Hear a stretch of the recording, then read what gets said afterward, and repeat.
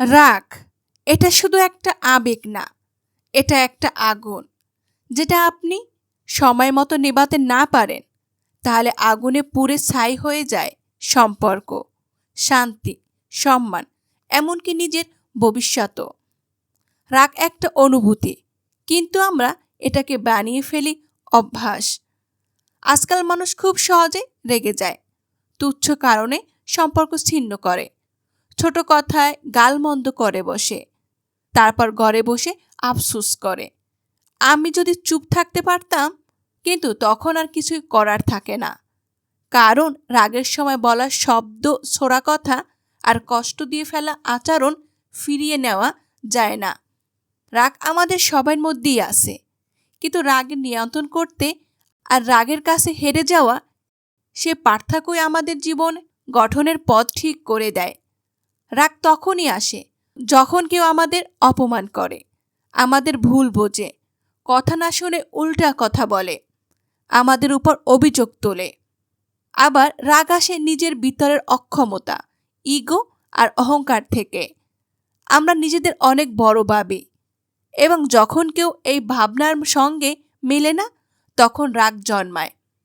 কিন্তু আপনি কি জানেন, রাগে কখনো সমস্যার সমাধান হয় না, বরং রাগ সমস্যা আরও বাড়িয়ে দেয়। সম্পর্ক নষ্ট হয়ে কাজের গতি কমে যায়, এমনকি শরীর অসুস্থ হয়ে পড়ে। যারা বেশি রেগে যান তারা ধীরে ধীরে হার্টের সমস্যা, উচ্চ রক্তচাপ আর মানসিক বিষণ্ণতায় ভুগে থাকেন। কারণ রাগ আমাদের শরীরের ভিতরে নেগেটিভ হরমোন তৈরি করে, যা আমাদের ধ্বংসের দিকে নিয়ে যায়। তাহলে উপায় কি? রাগের ঔষধ কি? এটা কোনো ট্যাবলেট না, এটা কোনো ডাক্তারের প্রেসক্রিপশন না।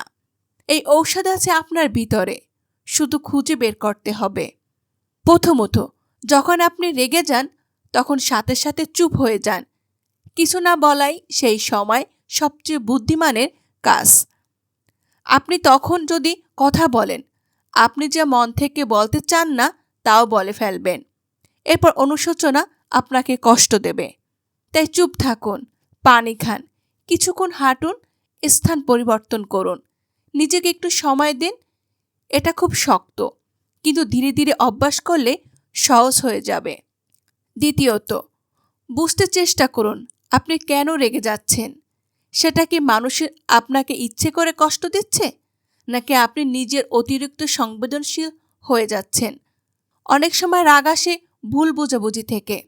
কেউ একটা কথা বলে আর আপনি ভেবে নিলেন সে আপনাকে অপমান করছে, কিন্তু বাস্তবে হয়তো সে আপনার ভালোর জন্য বলছে।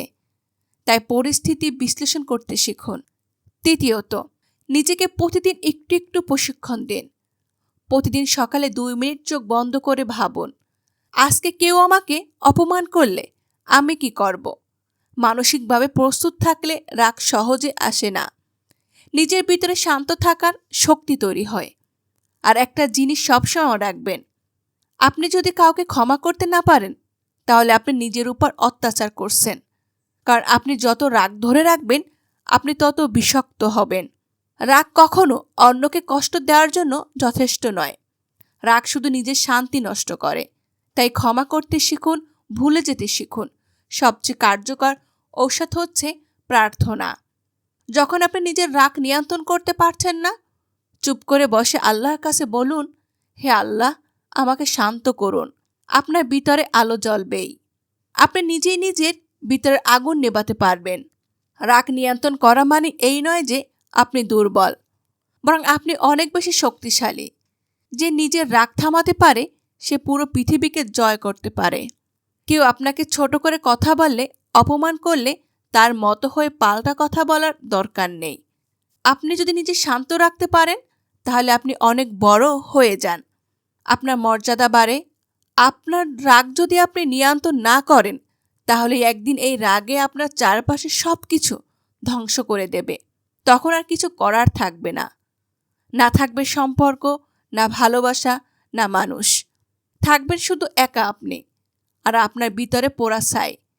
তাই এখনই সিদ্ধান্ত নিন, রাগের বিরুদ্ধে লড়বেন, না রাগকে আপন করে সারা জীবন পুড়বেন। আজ থেকে নিজেকে বলুন, রাগ নয়, আমি শান্তির মানুষ। রাগ নয়, আমি ক্ষমার মানুষ। রাগ নয়, আমি ভালোবাসার মানুষ। প্রিয় দর্শক, আপনি যদি সত্যি রাগ কমাতে চান তবে ভিডিওটির কথা আজ থেকে বাস্তব জীবনে প্রয়োগ করুন।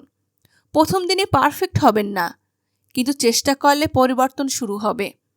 আজকে ভিডিওটি এমন কাউকে পাঠিয়ে দিন যে প্রিয় মানুষটি রেগে গিয়ে সব কিছু নষ্ট করে ফেলছে। হয়তো আপনার একটা শেয়ার, একটা কথা তার জীবনের শান্তি ফিরিয়ে আনবে। রাগ পুড়িয়ে দেয়, কিন্তু ক্ষমা ও নিরাপত্তা জীবন গড়ে তোলে।